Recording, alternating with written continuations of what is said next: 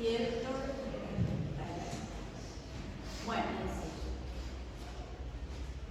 cuando hablamos nosotros de dolor pélvico crónico y esterilidad, es una complicación común que atribuimos posiblemente a esta enfermedad. Una de ellas, la más común, es la enfermedad pélvica inflamatoria. Recordemos un poco cómo funciona la microbiota vaginal.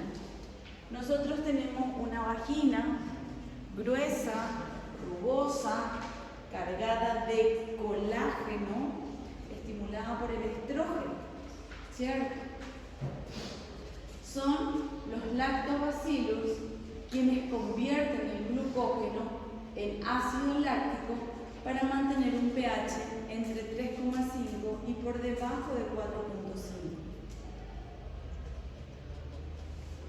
Cuando hablamos nosotros de la enfermedad pélvica inflamatoria, estamos hablando de una manifestación clínica, ya sea aguda o crónica, de una infección que en la mayoría de los casos se da de manera ascendente.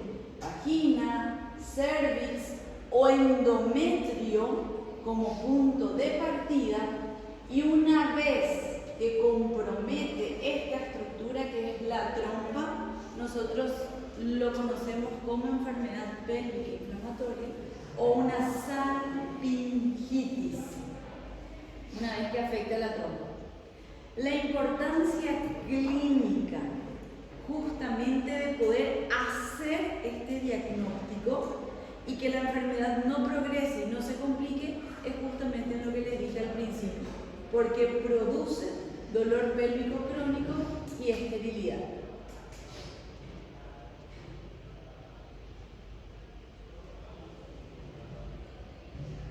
Normalmente, los mismos gérmenes que se encuentran por vecindad podrían ser las causantes de esta afección. Habíamos dicho que podía ser, ¿cómo se dice?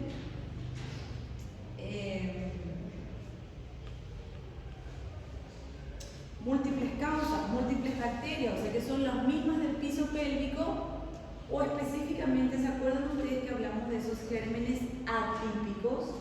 La clamidia, micoplasma, uroplasma, neisseria, que se encontraban dentro del canal endocervical. Eso es patológico, es poco probable que eso exista, pero si ellas están, probablemente nos va a producir enfermedad pélvica inflamatoria.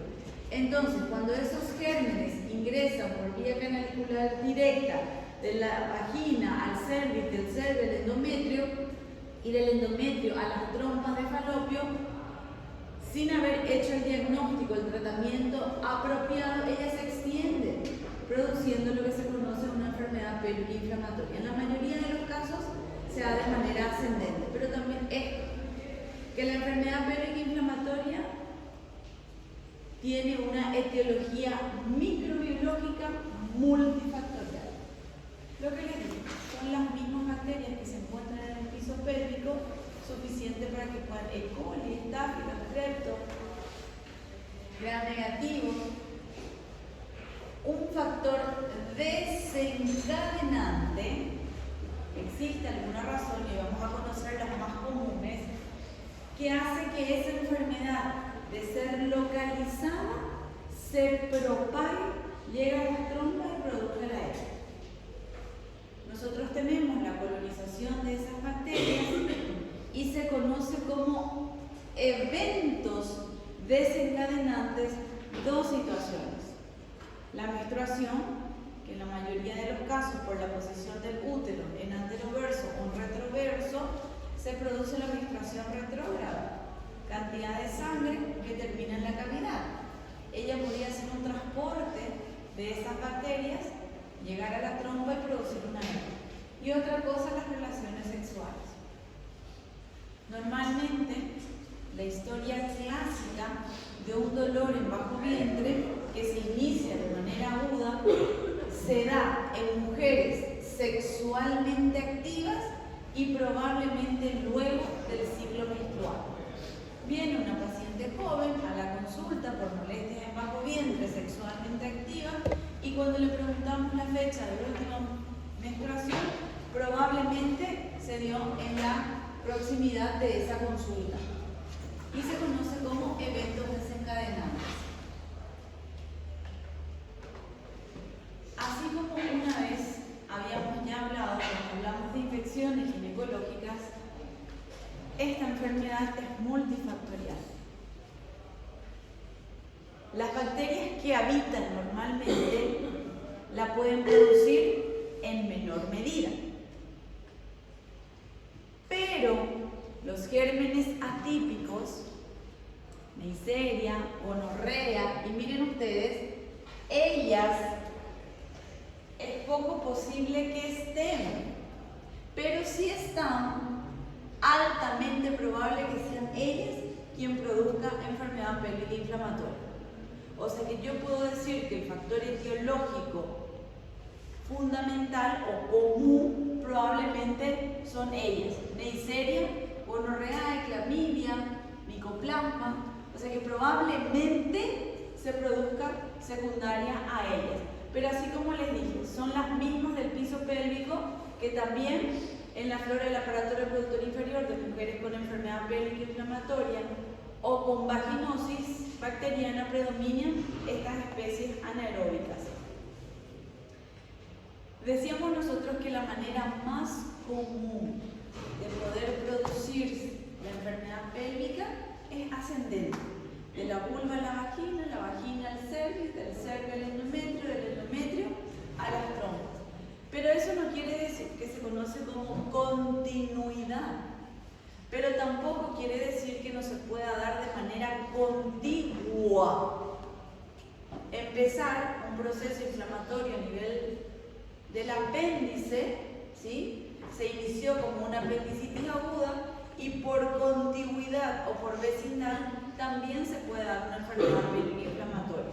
Se puede dar también por vía linfática. Yo tengo una sepsis a punto de partida pulmonar y también se puede dar. Lo más raro es que se dé por vía hematógena. ¿Cuáles son esos factores de riesgo que producen una enfermedad pélvica inflamatoria?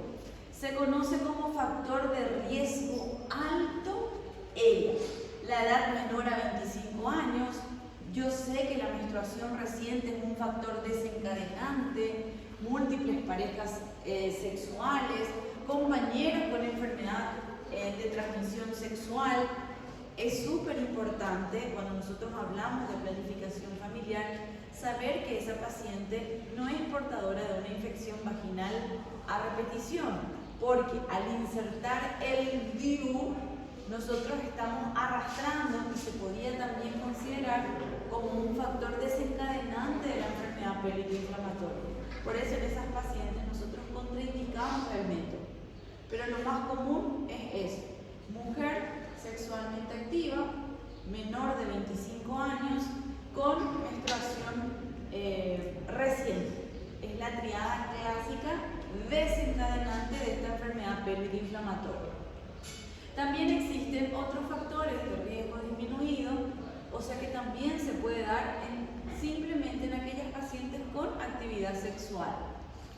Cuando utilizan anticonceptivos orales por alteración nada más que de la flora, porque no utilizan ningún método de barrera o el uso de espermicida. Son situaciones que también pueden producir enfermedad pélvica inflamatoria. Una vez que nosotros hacemos el diagnóstico, el tratamiento está directamente dirigido a la etapa de esta enfermedad. Yo puedo hablar de un proceso inflamatorio, una salpingitis, voy a encontrar la trompa congestiva, dolorosa, normalmente duele de ese lado afecto, y estoy hablando de un estadio 1. Cuando yo estoy hablando de una salpingitis aguda con peritonitis, yo ya tengo Frenkel positivo, pero probablemente un agudo quirúrgico.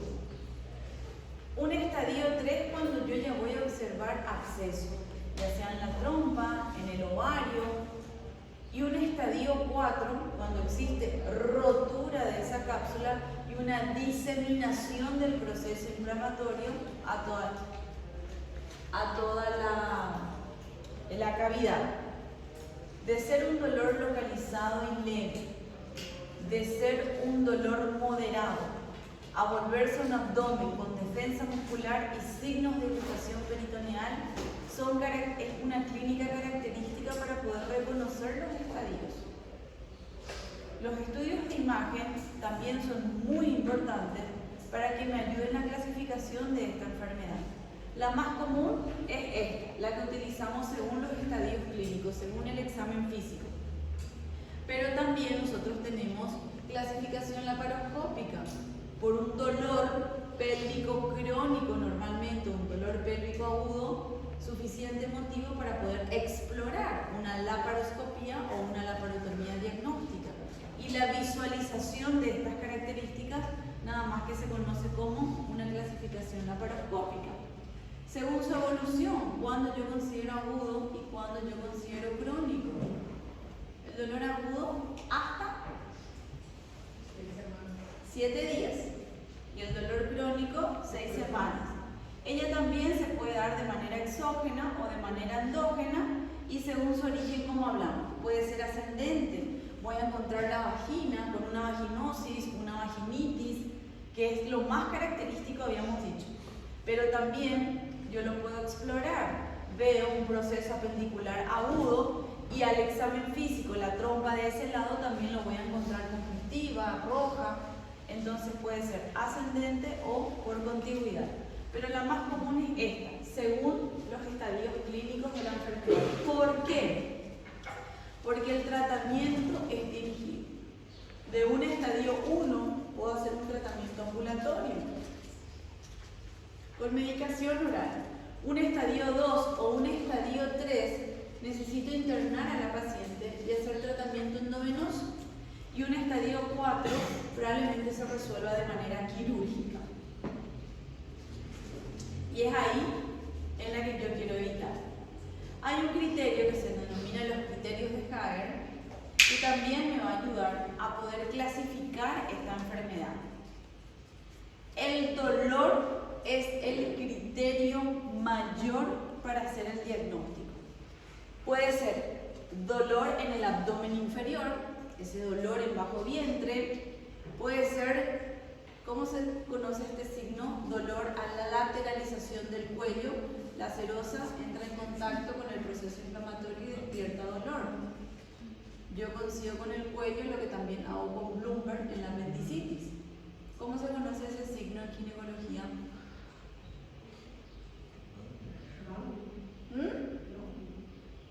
Frenkel.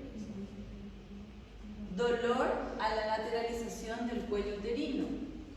Puede ser dolor a la exploración bimanual. Duele el anexo de comprometido. Y tengo esta historia. Siempre se da en mujeres sexualmente activas. La vez pasada fuimos a hacer nosotros una interconsulta en pediatría de una niña de 12 años que aún no ha iniciado relaciones sexuales y le hicieron el diagnóstico de enfermedad pélvica inflamatoria.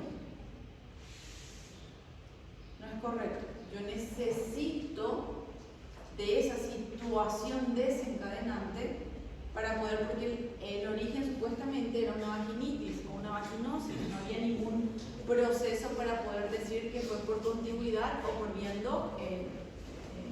linfática. Entonces, el dolor es el criterio mayor. Dolor en abdomen inferior, o dolor a la lateralización del cuello, o dolor a la exploración bimanual. Y necesito uno de estos criterios mayores. Fiebre mayor a 38 grados, una leucocitosis mayor a 10.000 o un PCR por arriba de 6 o que la paciente sea portadora por cultivo de esos gérmenes atípicos.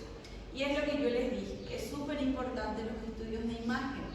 Es característico a la ecografía una trompa inflamada. ¿Se acuerdan ustedes las porciones de la trompa ísmica, intersticial, ampular, fímbrica? Cuando la trompa se inflama y dice imagen característica en ecografía, les voy a mostrar en rueda dentada. ¿Conocen? Es como, a ver, ese muñequito de Michelin, ¿sí? ¿Sí? ¿Conocen? Sí. Gordito. Sí. Yo creo que perdí todos tus pinceles.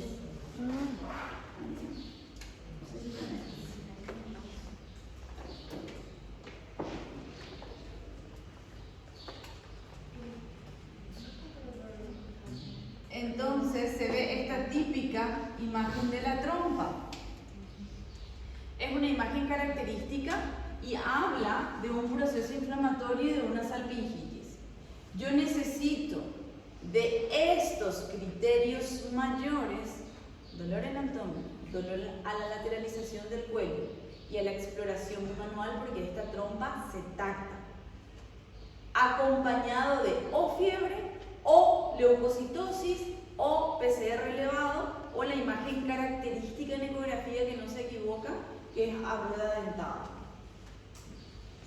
Criterios de Gall. Ya habíamos hablado que los agentes causales son polimicrobianos, pero la Neisseria normalmente es la que más es protagonista de esta enfermedad, pero podría ser. Hay otras situaciones que se denominan eventos iatrogénicos. Por eso nosotros hacemos de manera profiláctica antibiótico-terapia en estas pacientes, porque es muy común que de manera ascendente yo pueda producir. Por ejemplo, cuando voy a hacer un legrado evacuador o un proceso, ya sea a nivel del canal endocervical, a nivel endometrial, cuando voy a colocar un dispositivo, cuando voy a hacer una histerosalpingografía, que es un proceso de rutina en aquellas mujeres que desean gestación, se inserta un contraste dentro de la cavidad uterina y yo necesito el pasaje por las trompas para valorar la permeabilidad de la misma. Entonces, ella podría ser suficiente razón para poder desencadenar una hernia. En consideración es que hacemos antibiótico-terapia de manera profiláctica en ella. Habíamos dicho el origen: vulva o vagina o cervix o endometrio. Entonces se desarrolla la endosalpingitis, ya nosotros tenemos comprometida la trompa y lo primero que vemos es el proceso de hematoso. Entonces le vemos nosotros a la trompa congestiva. Esta infección se va diseminando por las capas musculares serosas de la trompa de falopio. Después vemos que podría diseminarse a la cavidad abdominal, podría ser a nivel de la fimbria, o se podría producir una rotura también de ese proceso y se puede producir una diseminación en la cavidad abdominal. Nosotros lo vemos de esta manera. ¿Ven en la trompa? ¿Pueden reconocer acá la trompa? Acá está. ¿Y ven cómo es gruesa? Esta nomás tenía que ser la trompa. Esta, ¿sí? Y ven acá cómo aumenta el grosor. ¿Pueden diferenciar? ¿Sí? Sí. Esto es característico. Acá ya tenemos una pelviperitonitis. ¿Y qué hace? Como un proceso fisiológico de evitar que se disemine este proceso inflamatorio.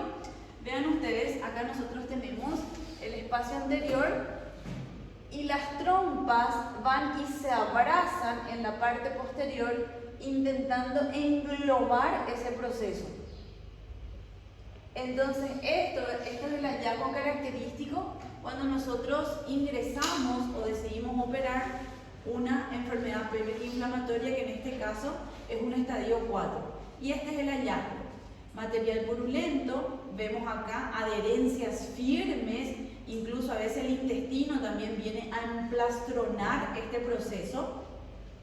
y vemos de qué manera estas trompas hacen esto, intentando emplastronar este proceso. Cuando nosotros tenemos comprometida toda la trompa, todo el anexo, incluido el ovario, nosotros estamos hablando de un complejo o un absceso tubo-ovárico. El tratamiento en este caso, en la mayoría, termina en lo que es una laparoscopía o una laparotomía exploradora. ¿Qué hacemos?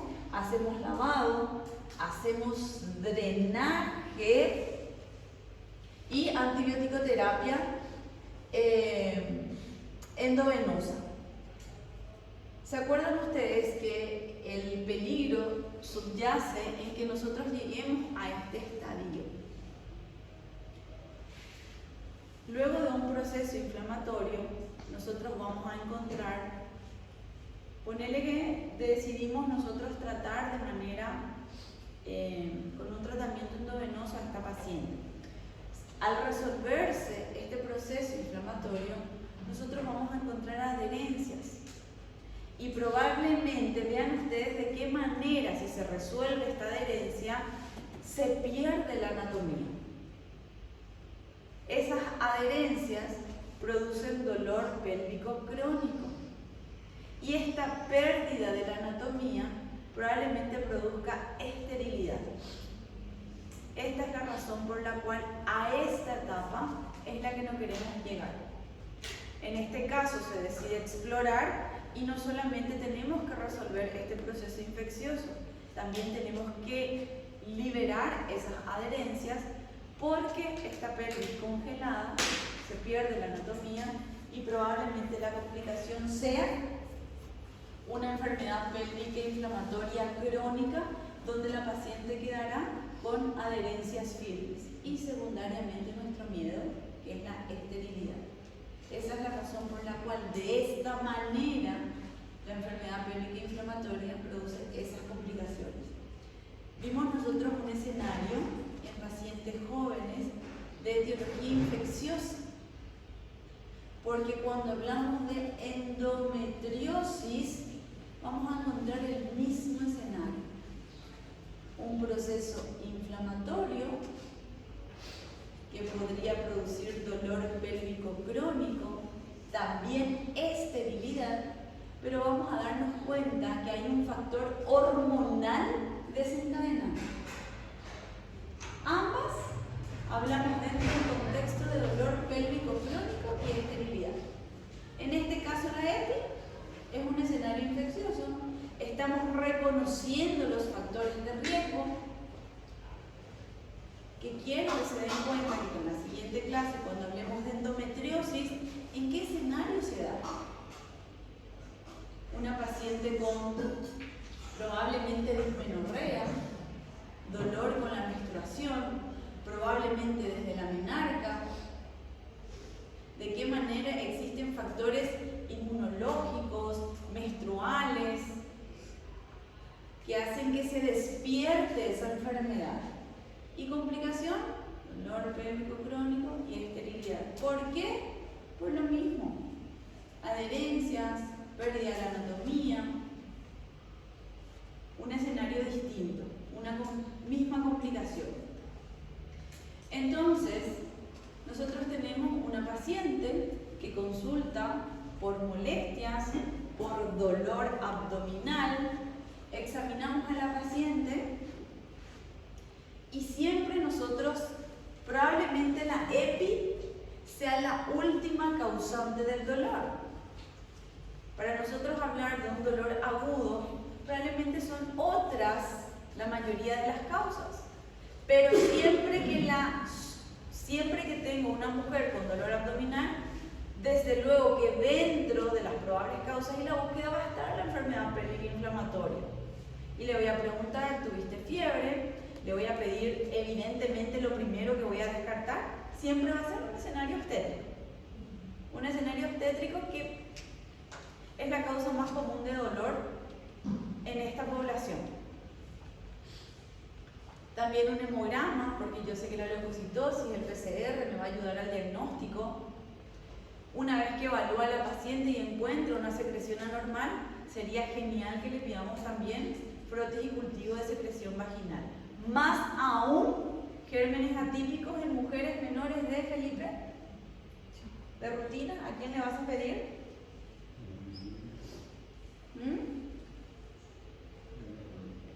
Menor de 25 años. ¿Te acordás? De rutina. O sea que siempre voy. Estas son las causas más comunes que me pueden dar dolor. Si no hay síntomas urinarios, si tengo una orina no patológica, son datos negativos de mucho valor que me está ayudando a acercarme a este diagnóstico. Y no está mal diagnosticar una EPI grado 1 o grado 2 por descarte, ya que no es una complicación obstétrica, ya que no es una complicación quirúrgica, ya que no es una infección en las vías urinarias, entonces probablemente es enfermedad pélvica inflamatoria. Es así. Doc, sí. Um adolescente sem período menstrual. ¿Un adolescente? Um adolescente não com período menstrual normal, seu período, com sangrado e dolor abdominal. Vamos pedir uma ecografia abdominal ou transvaginal? Lo que se inició actividad sexual, lo que me querés preguntar. Não se iniciou sua atividade sexual. Por eso tu pregunta es, no es que ella menstrua, sino todavía no inició. O seu sangrado não é motivo de menstruação. Pero está sangrado claro. Há mais de 2 dias. Si no inició, o sea que lo que vos me querés preguntar es, si no inició relación sexual, yo le puedo pedir una transvaginal. No. Abdominal. Sí, abdominal. Y se ven estas imágenes. Esta imagen característica de la enfermedad pélvica inflamatoria. Entonces, la ecografía abdominal me va a hablar un dato fundamental que es líquido libre en cavidad abdominal. Incluso los procesos apendiculares, inflamatorios o una adenitis mesentérica que también se puede manifestar de esa manera en abdomen, dolor abdominal. Pero yo hago un examen ginecológico y veo una vagina con secreción normal, Frenkel es negativo, entonces también me está ayudando a descartar y buscar otras causas de dolor. Y la ecografía transvaginal que me da la típica imagen de esta trompa gruesa con contenido purulento. Entonces esto es patognomónico de una salpingitis. Esta imagen que yo ya le mostré. La manera ideal siempre de resolver un proceso quirúrgico abdominal es por vía laparoscópica. Siempre va a ser la ideal. Entonces, cuando nosotros tenemos el diagnóstico de una pelviperitonitis de probable origen anexial, de manera laparoscópica se ingresa y se resuelve. ¿Qué dijimos que hacíamos? Lavado, aspirado, liberación de las adherencias. Incluso a veces cuando nosotros ya encontramos necrosis en esta área, no tenemos otra opción que hacer una salpingectomía. Depende mucho de la edad de la paciente para tener las consideraciones. Por ejemplo, el lunes nosotros tuvimos un caso de una paciente de 18 años de edad por una peritonitis, una pelviperitonitis. Tenía una vaginosis, tenía Frenkel positivo, tenía un abdomen peritoneal beta negativo, siempre es apendicitis versus epi. Entonces ingresamos y encontramos una pelvis bloqueada. Primeramente quitamos el epiplón de encima, le retiramos al intestino que estaba pegado y ahí observamos el apéndice sano y encontramos una pelvis bloqueada. Y encontramos necrosis en la trompa derecha. Entonces tuvimos que liberar, aspirar, lavar esta trompa. Le dejamos 18 años, evidentemente, pero tuvimos que hacer una salpingectomía porque lo encontramos así. Y es una historia, creo que tenía de 5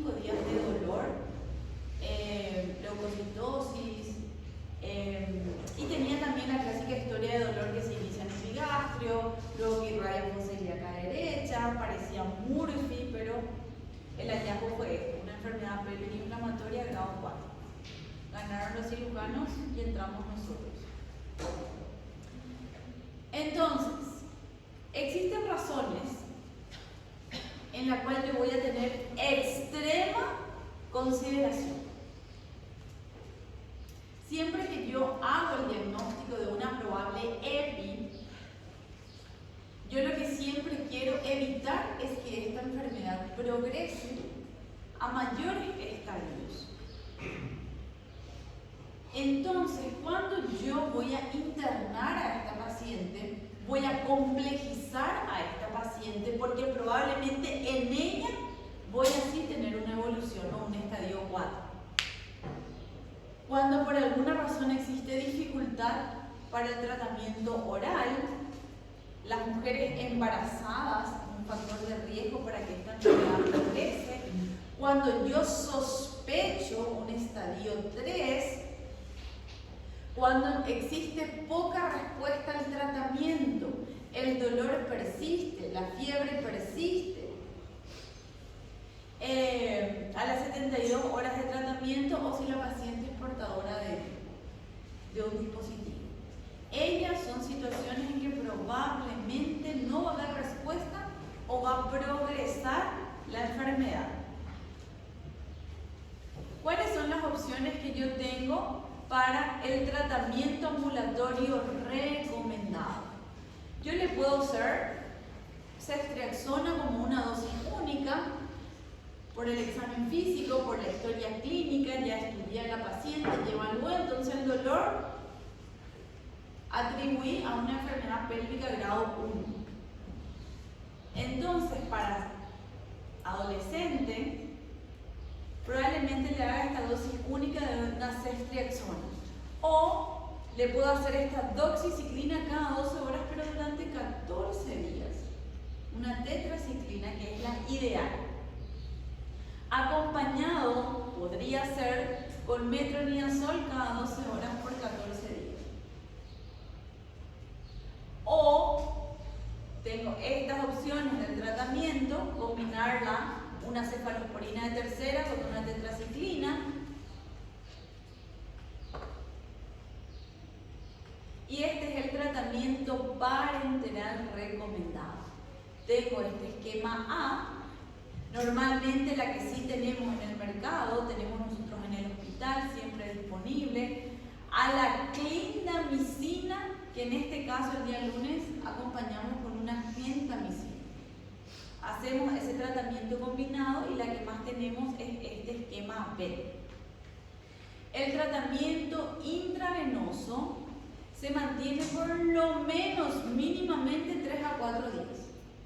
Tengo buena respuesta clínica, buena respuesta laboratorial y sí o sí yo tengo que terminar el tratamiento por 14 días.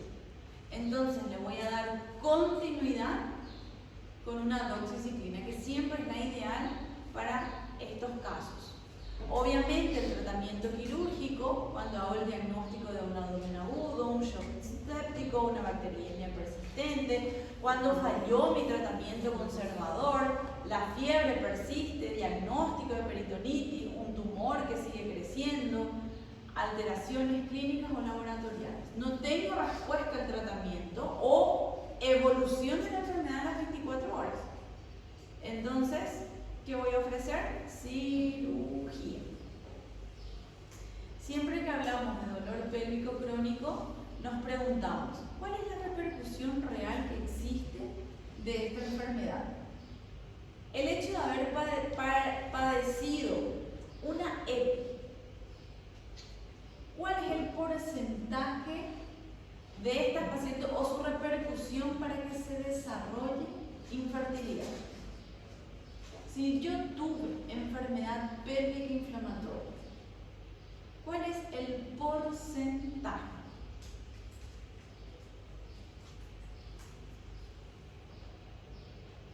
Que les voy a preguntar.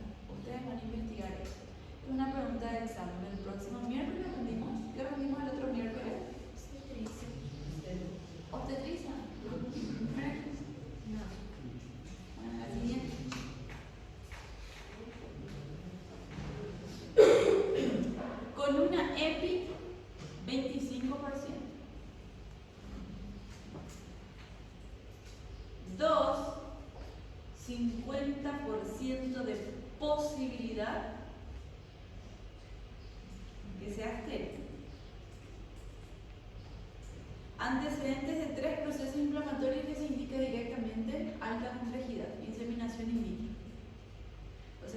necesariamente pierda la posibilidad de poder fecundar.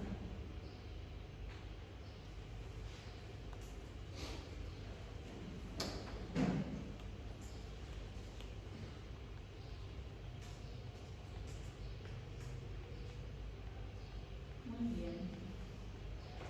¿Preguntas?